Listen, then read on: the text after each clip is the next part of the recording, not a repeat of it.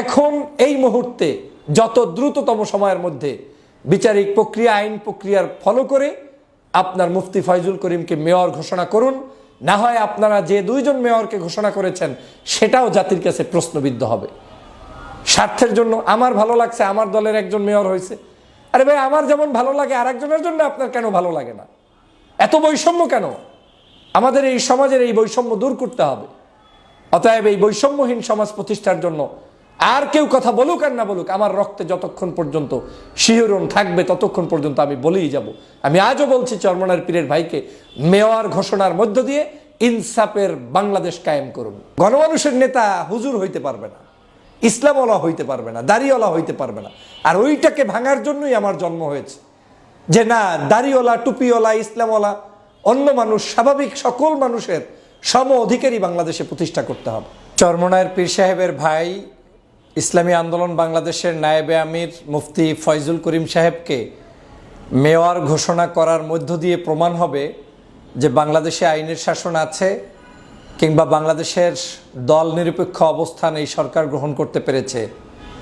আমি স্পষ্ট ভাষায় এই কথাটা এজন্য বলতে চাই, এই সরকারকে প্রমাণ করতে হবে যে সরকার বৈষম্যের ঊর্ধ্বে, সমগ্র নাগরিকের জন্য সমান অধিকার এবং বাংলাদেশের রাজনীতিবিদদের সমান অধিকার, সেটা এই সরকারকে প্রমাণ করতে হবে।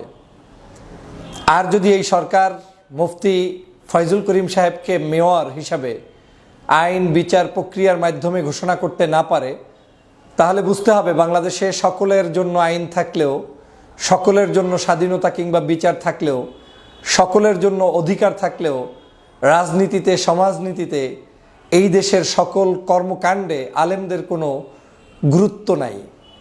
এবং আলেমদেরকে বিশেষ করে বাংলাদেশের রাজনীতিতে এস্টাবলিশড হতে দিতে যে চায় না, তার স্পষ্ট প্রমাণ হবে মুফতি ফয়জুল করিম সাহেবের মেয়র ঘোষণা হওয়া না হওয়ার মাধ্যমে। আমি কথা কেন বললাম এজন্যই, বাংলাদেশের আপনারা জানেন যে সাম্প্রতিক সময়ে দুটি সিটি কর্পোরেশনে ইতিমধ্যেই দুইজন মেয়রকে ঘোষণা করা হয়েছে আইনি প্রক্রিয়ার মাধ্যমে, এবং তাদেরকে যে কারণবশত মেয়র ঘোষণা করা হয়েছে, এই কারণের চাইতে দ্বিগুণ বেশি কারণ চরমনার পীরের ভাইয়ের জন্য প্রস্তুত আছে। এই পীর সাহেবের ভাইকে নিয়ে আমি এর আগেও একটা ভিডিওতে বলেছিলাম যে তাকে মেয়র ঘোষণা কেন করতে হবে। সেখানে স্পষ্ট বলেছিলাম যে তাকে একজন নির্বাচন কমিশনার যখন মন্তব্য করতে গিয়ে বলে যে তিনি কি মারা গিয়েছেন না বেঁচে আছেন, তিনি কি আদতে বেঁচে আছেন, তিনি মারা যাননি, তিনি তো মারা যাননি, মানে তিনি মারা গেলেই একটা কার্যক্রম হবে আর মারা যাওয়া পর্যন্ত অপেক্ষা করবে যে তাকে মেরে ফেলা হচ্ছে কিনা। এর চেয়ে বড় এভিডেন্স আপনার কি দরকার যে একজন প্রতিদ্বন্দ্বীকে নির্বাচন কমিশন কর্তৃক মেরে ফেলার চক্রান্ত হয়েছে, এখন মারা গেল কি গেল না, ভোট পেল কি পেল না, কত পার্সেন্ট পেল, কত পার্সেন্ট বাসকে ঢুকতে দিল না, আওয়ামী লীগ কত পার্সেন্ট কাটলো, সেটা তো আরো পরের হিসাব। প্রথমেই নির্বাচন কমিশন তার সততার জায়গাটা নষ্ট করে ফেলেছে। সেই সেন্সে এখানে যাকে ঘোষণা করা হয়েছে তাকে বাদ দিয়ে চরমনার পীরকে ঘোষণা করা উচিত, এটা একেবারে নৈতিক দায়িত্ব। দ্বিতীয় যে বিষয়টি হয়েছে সেটা আপনারা দেখেছেন যে তার উপরে আক্রমণ করার পরে তাকে রক্ত ঝরানো হয়েছে। সেখানে তাদের পোলিং এজেন্ট থেকে শুরু করে তাদের যারা নির্বাচনের ক্যাম্পেইন করবেন তাদেরকে সকল পদে পদে বাধা প্রদান করা হয়েছে। এমনকি নির্বাচনের দিন তাদের নিজস্ব এজেন্টদেরকে বিভিন্ন সেন্টার থেকে বের করে দেওয়া হয়েছে, দায়িত্ব পালন পর্যন্ত করতে দেওয়া হয়নি।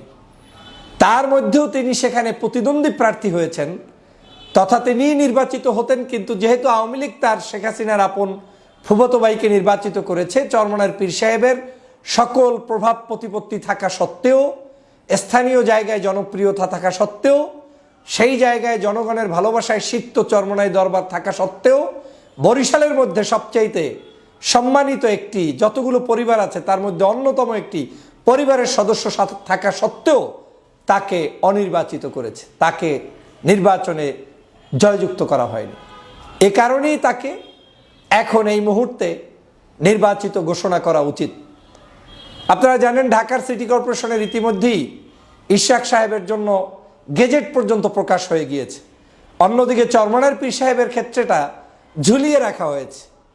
মনে হয় যেন আলেম সলাম মানে কালাম হইলি, ইসলামিক কিছু হইলি, দাড়ি টুপি থাকলেই তার কোনো অধিকার নাই, তাকে যে কোনো মূল্যে ঝুলিয়ে রাখো, মূলা ঝুলিয়ে রাখা হয়েছে।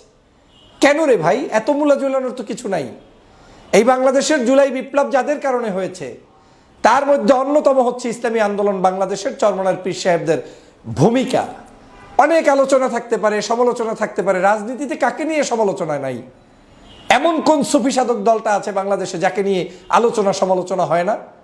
তো চরমনের পীর সাহেবের দলকে নিয়ে আপনাদের এত চিল্লা পাল্লা, তার দল এই করছে সেই করছে, ভালো কথা। 24-এর যে জুলাই বিপ্লবটা সাধিত করার জন্য যারা মাঠে নেমে ব্যানারটা নিয়ে মিছিল করে সম্মুখ যুদ্ধে অংশগ্রহণ করেছে তাদের প্রতি কৃতজ্ঞতা বোধটা কি এই যে তাকে আজকের আইনের কাঠগড়ায় দাঁড়িয়ে থাকতে হবে, তাকে আজকের ওয়েট করতে হবে? আজকে উচিত ছিল, এই কারণেই সমাজে ভালো মানুষের জন্ম হয় না, বুঝতে পেরেছেন? আজকে উচিত ছিল চরমনের পীরকে পুরস্কৃত করা, এ জাতির পক্ষ থেকে তাকে মূল্যায়ন করা, কিন্তু সেই মূল্যায়ন তো করলেন না। উল্টো তার নৈতিক প্রাপ্তি সেটাকে আপনারা দিচ্ছেন না। আপনারা কি মনে করেন যে ওনার ওই মেয়রগিরি হলেই ওনার সম্মান বেড়ে যাবে? না, কিন্তু এটা তার দায়িত্ব, এটা তিনি কেন ছেড়ে দিবেন? তাদের সম্মানের চেয়ে 1000 গুণ বেশি আছে, লক্ষ গুণ বেশি আছে। তাদের প্রতি মানুষের ভালোবাসা আছে, তাদের নিজস্ব মুরিদ আছে, তাদের নিজস্ব ফলোয়ার আছে। তাদের জীবনে 10 পয়সা আপনার এই সরকারি ফান্ড থেকে খাওয়ার জন্য কেউ বসে থাকে নাই। এবং আমি যতটুকু বিশ্বাস করি, চরমনের পীরের ভাইকে যদি আজকের এই ফয়জুল করিম সাহেবকে মেয়র করা হয়, বরিশালের ইতিহাসে যে কয়জন মেয়র ছিলেন তার চাইতে উনি দুর্নীতি মুক্তভাবে একটি সুন্দর সমাজ সেখানে প্রতিষ্ঠা করতে অবশ্যই ভূমিকা পালন করবেন। আমি তাকে সরাসরি চিনি, যেমনি যোগ্য, দক্ষ, আবার সেখানে গণমানুষের নেতা হিসেবে। এখন সমস্যা একটাই, গণমানুষের নেতা হুজুর হইতে পারবে না, ইসলামওয়ালা হইতে পারবে না, দাড়িওয়ালা হইতে পারবে না। আর ওইটাকে ভাঙার জন্যই আমার জন্ম হয়েছে, যে না, দাড়িওয়ালা, টুপিওয়ালা, ইসলামওয়ালা, অন্য মানুষ, স্বাভাবিক সকল মানুষের সম অধিকারী বাংলাদেশে প্রতিষ্ঠা করতে হবে।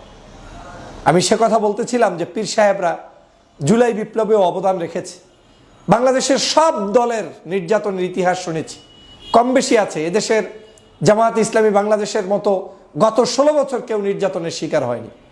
তাদেরকে মেরে ফেলা হয়েছে, 13 জন সদস্যকে আপনার কি বলে ফাঁসির কাস্টে ঝুলিয়ে দেওয়া হয়েছে। আমি প্রতিবাদ করেছি। দেশনেত্রী বেগম খালেদা জিয়াকে অন্যায়ভাবে জেলের মধ্যে বন্দী করা হয়েছে, চিকিৎসা দেওয়া হয় না, আমি প্রতিবাদ করেছি। তা একজন সকল রাজনৈতিক দলের ক্ষেত্রে আমরা কেন সমতার ভিত্তিতে এই জুলুম নির্যাতনকারী যে সকল দল আমি নাম বললাম তাদের ক্ষেত্রে আমরা কেন সমতা রক্ষা করব না?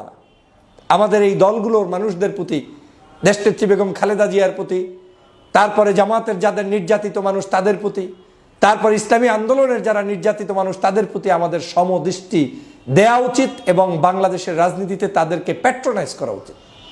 আমি কাউকে মাইনাস করে বাংলাদেশের উন্নয়ন কিংবা সমৃদ্ধকে বিশ্বাস করি না।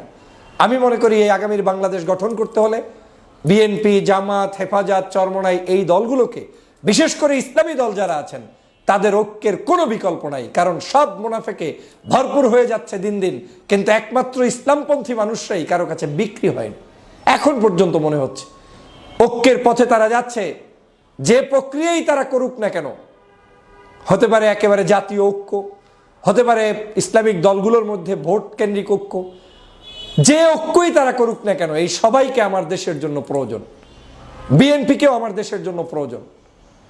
আমি সে কারণে বলছি, ন্যায্যতা যেন সবাই পায়, অন্যায্য আচরণ যেন শুধুমাত্র আলেমের উপরে, ইসলামের উপরে করা না হয়, এ ব্যাপারে দেশ এবং জাতিকে সজাগ থাকতে হবে।